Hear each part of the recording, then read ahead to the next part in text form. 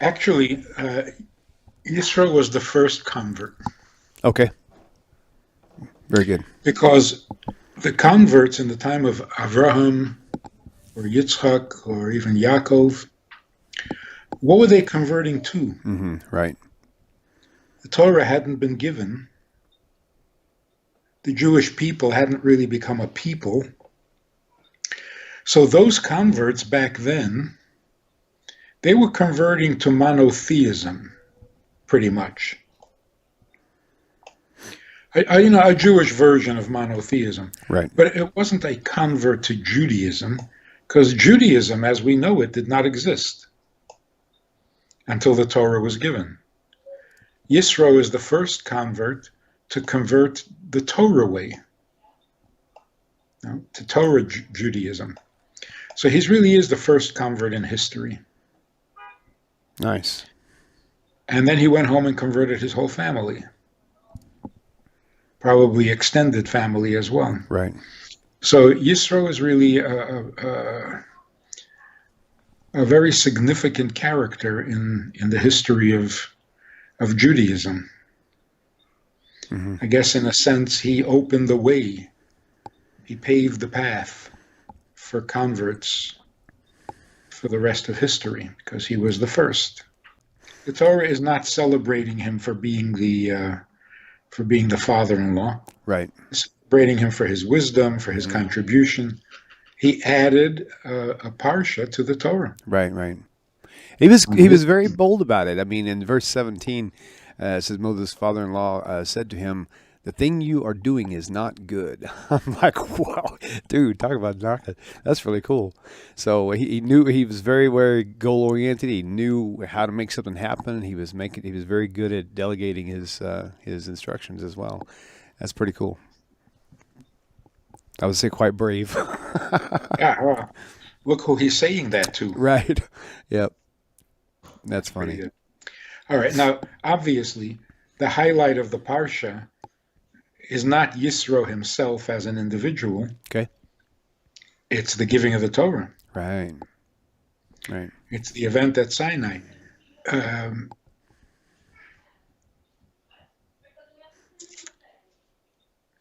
we follow the principle that the name of the parsha is descriptive of every part of the parsha. So if the name of the parsha is Yisro, then even the event at Sinai is being described by that name. So we can refer to the event at Mount Sinai, the giving of the Ten Commandments and the rest of the Torah, we can call it all Yisro, because that's what the Torah is doing. It's calling the Parsha, the story of Mount Sinai, it's calling it Yisro. It's the name of the event. Now, I've heard that Jethro had 7 names. And one thing I also heard was that with the correlation of him having 7 daughters. Yeah. The funny thing I heard was it's like this was Yehoshua Gordon. He's so funny. He said, he said he had 7 daughters, so he said every time he give one away, he would go in debt. He had to change his name. So, oh man. Anyway, But the funny thing is that Zipporah was not one of them. oh, She was adopted. Yeah, we spoke about that, I think. right. I forgot about that actually. Completely forgot about that. Could you highlight on that one more time, just real quickly, briefly touch that? Yeah, Zipporah, who married Moses, and Batya, who saved Moses from the Nile when he was a baby. They were twin sisters, and they were foundlings. They were found on the streets. Nobody knew where they came from. But being very pretty, they were taken to the palace. Pharaoh adopted one of them, who became Batya, and he gave the second one to his best friend Yisro, to his advisor. But when Yisro voted against enslaving the Jews, he had to leave Egypt. Pharaoh didn't like him anymore. Mm-hmm. So he took his adopted daughter and they went to Midian. Wow. So then when Moses needs to escape Pharaoh, he goes to Midian. Surprise, surprise. Mm-hmm. And he ends up marrying Zipporah. So it's all intertwined. Man, wow, that's pretty interesting. How about that? Zipporah also saves his life. But Because when he arrives in Midian, he is immediately identified as an escaped convict. Because Pharaoh wanted to kill him. Okay. So they put him in a dungeon, starvation dungeon. But Zipporah snuck him food. Saved his life. Whenever the time came, because when you said I remember hearing that story now that you mention it. The other story about where Moshe Rabbeinu had not circumcised Gershom, and the storyline kind of makes me think that it was her fault for not letting him. And it's like she interfered with him wanting to get to circumcision, because of her complaint to him, like while Moses was like laying there basically dying, or however that's worded properly. She basically said he took the foreskin and threw it on the ground before him and said, you serve a bloody God. It was almost like she was the one who was preventing him from doing the circumcision, and he just kind of followed her advice to kind of keep the peace, and then started suffering for it. Is that kind of how it went down, or am I missing something? I don't think so. Okay. In fact, she saved the day by circumcising her son. So what did it mean in there where she said, you serve a bloody God? Well, she was not describing God in absolute terms. Okay.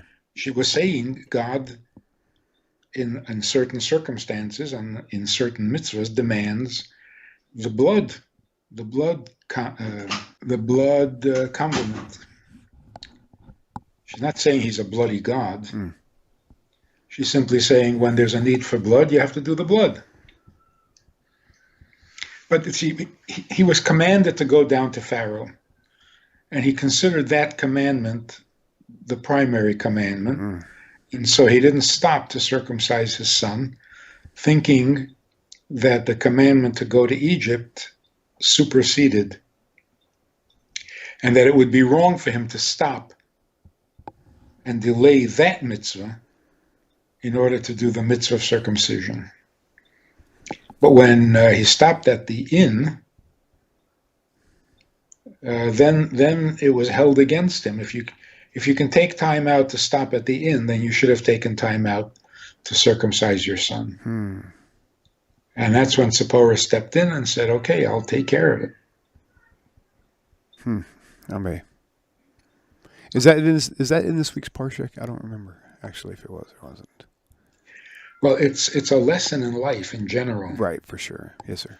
That there are times when you can delay a mitzvah because you're doing a bigger mitzvah. But if you can take time out to sleep and you can take time out to eat, then obviously you could have taken time out to perform the other mitzvah. But there are occasions where you're commanded to do something and it overrides all other mitzvahs. That is true.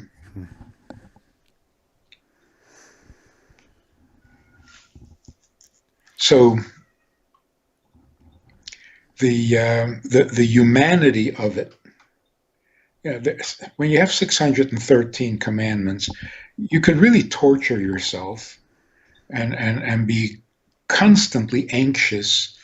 No matter which mitzvah you're doing, you're worried, maybe I should be doing the other one, the other 10, the other 40 that are available on every occasion, every day. So you're always feeling a little guilty because there are so many other mitzvahs that are not being fulfilled.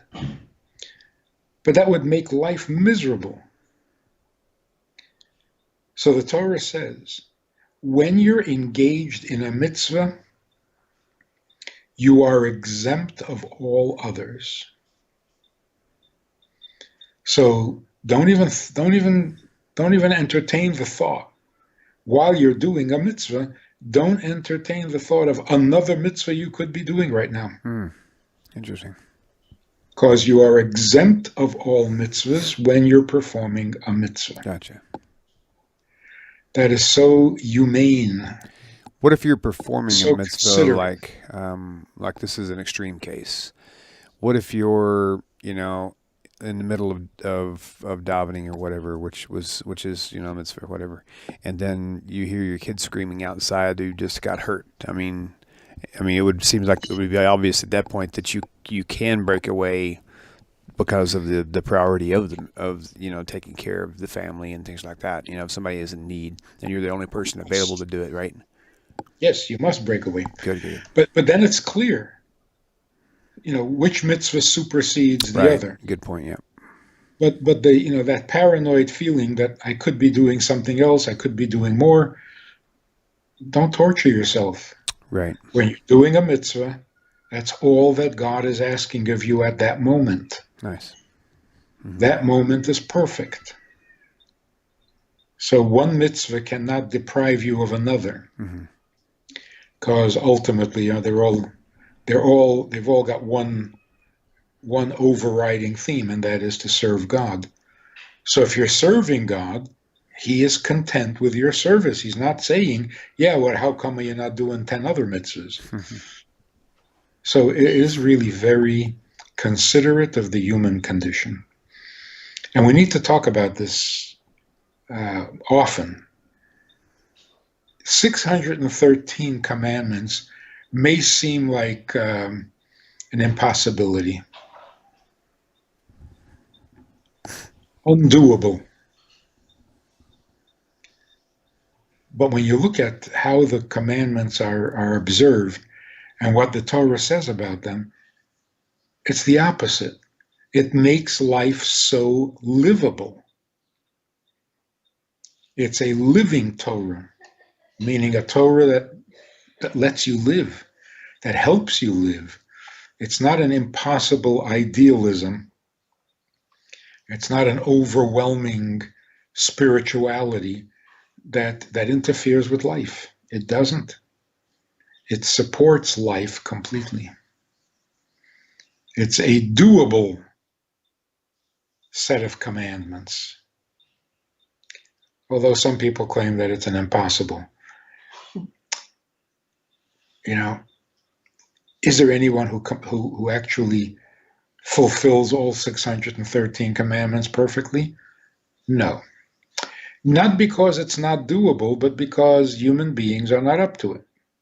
In other words, we get distracted with our needs and with our weaknesses and so on. But if one were to practice and observe all 613 commandments, they would have a very comfortable life. It's a livable, doable Torah. So the only thing that makes us imperfect is that we don't do it. We're distracted. We have an evil inclination that makes us lazy and refuses. But the commandments themselves are all doable. They work well together. You're not torn. You're not frustrated. You're not anxious about it. It is livable, and that's a big thing. Aristotle had a really brilliant description of what life should be, but what he thinks life should be is simply not doable. It's an impossible way to be, because it's too brainy. It doesn't take into account human nature. So, with all the commandments, Torah is livable, doable, and even enjoyable. Right. So let's talk a little bit about the 10 Commandments. It's so central to everything. And I always wondered, God comes to the Jewish people in Egypt and says, I need you. I'm taking you out of here. I'm bringing you to Mount Sinai. I've got something to tell you. I need you to serve me, not to be serving Pharaoh. So come to the desert, and I'll tell you all about it. Now, I just try to imagine, what were the people anticipating? If God came to me and said, meet me around the corner, I got something to tell you, what would I be expecting to hear? Mm-hmm. God is going to tell me something. What? What? First of all, what can he tell me that I would understand? And if I can understand it, why do I have to hear it from him? In other words, if this is going to be divine, then I probably won't understand it. I'm not divine. If it's not divine, why is God bothering? So what were the Jews expecting to hear? God is going to come down at Mount Sinai and he's going to tell us something. What? Right. A joke? A riddle? What's he going to tell us? Mm-hmm. So they're standing there with this great anticipation of hearing something divine, heavenly, otherworldly. And God says, don't kill. Don't murder. Don't steal. Be nice to your mother. Don't covet your neighbor's donkey. What? I'm sure they were horrified. God needs to tell us that. Thou shalt not murder. Mm-hmm. For this we had to come out of Egypt, wander around in the desert. God had to come down to Mount Sinai. What, just to say don't murder? I guess considering that everything that he told them are things that were probably actively being participated in their culture. And still is. It's not like murder ended with the Ten Commandments. That's true. Yeah. So why are the commandments so ordinary? Why are they so plain, so simplistic? So commonsensical. And just bare decency. Mm-hmm. It's not like ennobling. It's just be decent. And don't destroy everything around you. And that's one of the mitzvot that's very easy to do. So once again, not everything seems so difficult. Being nice to one another. Respect, honor your mother, father. Don't murder, don't steal. Yeah. Pretty easy to avoid that most of the time. Okay, so it could be that at the time, those things did sound heavenly. Now that we've been studying it and repeating it and quoting it for 3,000 years, now it sounds ordinary. Right. Which is a compliment to the human race. We've absorbed these godly concepts to where they feel ordinary and obvious.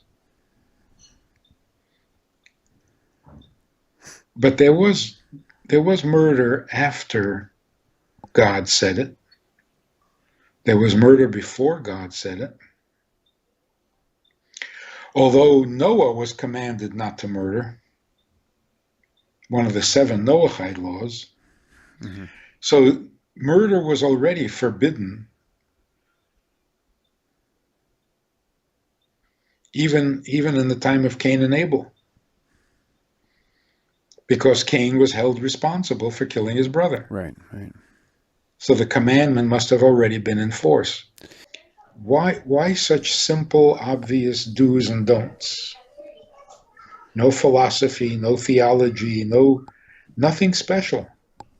Even the statement, I am God, your God, you shall have no other gods, that's also pretty ordinary. Yes, there's a God, and yeah, there's only one. So I think God is telling us, cut to the chase. Mm-hmm.